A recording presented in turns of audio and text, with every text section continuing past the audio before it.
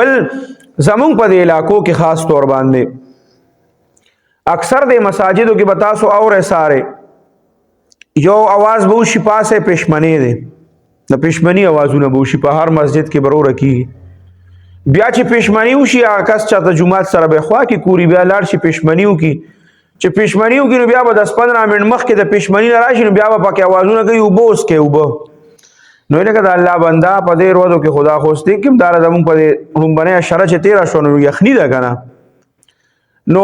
دی به د وبو आवाजونه کوي او په جمعات کې او په لوډ سپیکر کې به کوي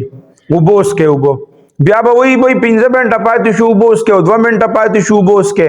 او یو پکې لادا आवाज هم کوي بس ټیم ختم دی وبوس کې او منزل راځي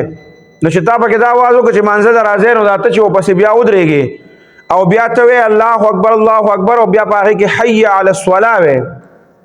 نو دغه بیا څه هغه پاتې شو چې ته دا غي نه مخ کې د مونږ د پاره आवाजونه کې چې منزل راځي نو بیا خو دغه اذان تا حیثیت ختمه او دا بیجا आवाजونه په دې لوډ سپیکرو کې او بل چې دینو په اذان باندې روزه ماتول نشتا تاسو ټیم ته ګوره د هر مسجد په غړې کې سنا څخه مخ کې رستوي تاسو په پښمنی کې غړې ته ګوره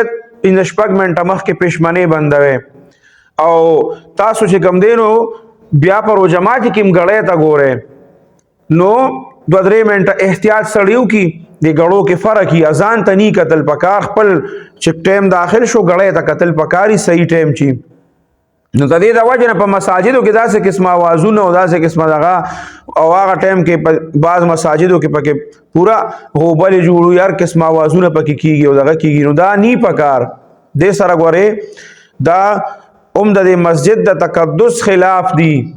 او چې کم دینو په دغه ټیم کې د دې आवाजونو هغه وخت نه دی پاتې دا او په خوا چرته کېده چا سره به غړې نه وي نو دا आवाजونه به وشو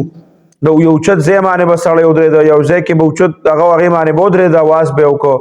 هغه به وشو نو ځکه خلکو ته پته ولګېده پر ایونت کې هغه تغه دی هغه ډمامه غونته دا هغه به وخلا نو دا هغه ټیم دا سي چې لکه